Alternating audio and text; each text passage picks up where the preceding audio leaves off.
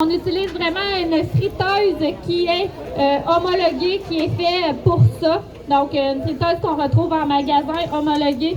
À ce moment-là, on est certain là, de ne pas passer le temps et de ne pas surchauffer notre huile. Sinon, encore meilleur, c'est de faire des frites dans le four ou bien d'aller au petit casse-croûte du coin s'en chercher. On est certain qu'il n'y aura pas de problème à ce moment-là.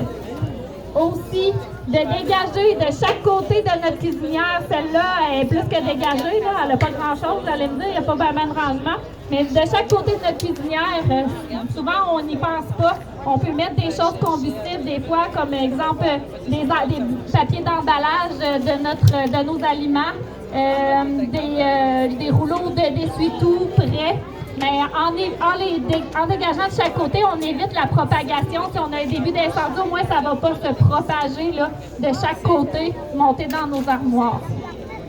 Et bien sûr, d'utiliser une minuterie. Donc, c'est très important. On a des minuteries sur nos cuisinières. On a des minuteries qu'on peut acheter à bon marché. On en a sur nos cellulaires. Donc, c'est vraiment de l'utiliser, de se mettre un temps. Donc, si on se met à faire autre chose, on est certain qu'on ne dépassera pas le temps de cuisson. Et on va être certain d'être informé. Là, si on l'oublie quand même, ça va nous réveiller là, à retourner dans la cuisine. Mais nous, ce qu'on veut que vous retenez, c'est vraiment de rester dans la cuisine. Donc, quand vous faites de la cuisson, on reste dans la cuisine.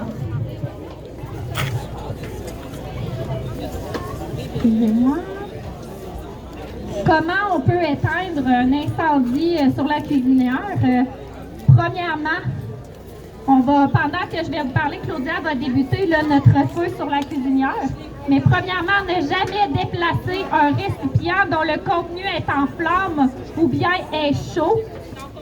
On ne le déplace pas parce qu'en le déplaçant, on peut faire suivre les flammes. Là, il peut enflammer là, autre chose de tout près. Placer un couvercle de dimension appropriée sur le récipient pour éteindre le feu. Si possible, utilisez une mitaine de four. On a la mitaine de four ici qu'on utilise. Donc, vraiment utiliser parce que ça vous allez éviter de vous brûler. S'il y a des flammes qui sortent de votre chaudron, il y a des bonnes chances que les flammes parviennent à vous. Donc, d'utiliser une mitaine de four. Si l'incendie débute dans le four, on garde la porte fermée. C'est le même principe que mettre le couvercle qui va venir éteindre notre incendie en coupant l'oxygène. Donc, si on a un feu dans le four, on laisse la porte fermée. On ferme tout ce qui est éléments. Donc, dans le devant, on vient fermer nos éléments. Puis, à ce moment-là, on s'assure de couper l'apport de chaleur à notre feu. On ferme, si possible, encore une fois, la hotte. Donc, on vient fermer parce que la hotte, elle va aspirer notre feu puis va l'alimenter. Donc, on vient couper notre hotte en la fermant. À ce moment-là, ça va nous donner une petite chance. Et bien certain, on appelle le 911, même si le feu semble éteint, même si vous pensez qu'il n'y a plus de flamme, on appelle le 911. On aime mieux venir vérifier, voir si il n'y a pas rien, parce que ça peut avoir monté jusque dans la hotte, vous allez voir à quel point ça peut monter rapidement. Les flammes peuvent monter rapidement et hautes. Donc, peut-être qu'ils ont passé dans notre hotte ou peut-être même ils sont passés à l'arrière de notre cuisinière. Donc, on s'assure, on appelle le 911, même si on a des doutes ou on pense l'avoir éteint, on appelle le 911. Claudia va nous montrer justement, je vais essayer de me tasser, comment faire pour éteindre notre feu avec le couvercle. Donc, on vient le glisser dessus, puis à ce moment-là, on coupe carrément l'oxygène, l'apport en oxygène, ça va finir à éteindre là. Présentement, nous, on laisse alimenter parce qu'on veut vous montrer qu'est-ce que ça fait mettre de l'eau sur un feu d'huile. Donc, vous allez vraiment voir qu'est-ce que ça donne. C'est choses qu'on ne veut pas que personne fasse à la maison, faire un feu de cuisson d'huile puis mettre de l'eau dessus. Donc, n'ayez pas en tête que c'est la solution. Ne jamais utiliser d'eau sur un feu de cuisson. Donc, on va y laisser monter un peu, laisser une chance. Tout à l'heure, on a eu une formation d'extincteur. C'est certain qu'on peut utiliser, on peut utiliser un extincteur pour éteindre les flammes. Je redis toujours un petit bout de ça coupe à chaque fois.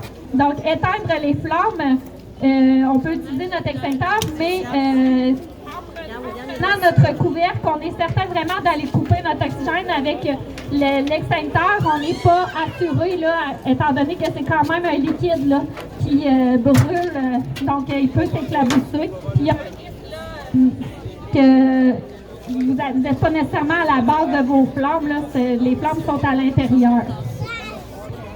Donc, on va vous démontrer qu'est-ce que ça donne un feu de cuisson.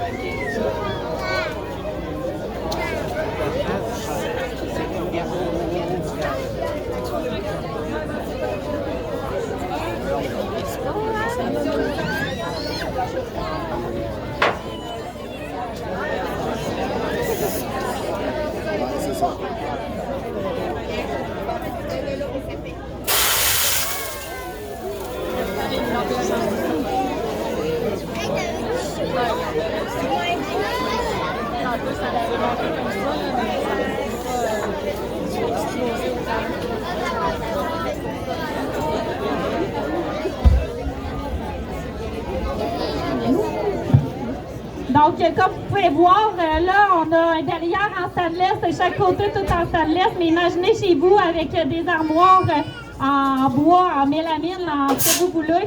Bien, à ce moment-là, c'est facile, là, les flammes vont monter rapidement. On a des beaux petits rideaux à l'arrière, puis c'est parti, mon kiki. Donc, on n'oublie jamais, on garde en tête que si on a un début d'incendie dans notre cuisine, jamais d'eau sur notre feu de cuisson. C'était tout pour nous.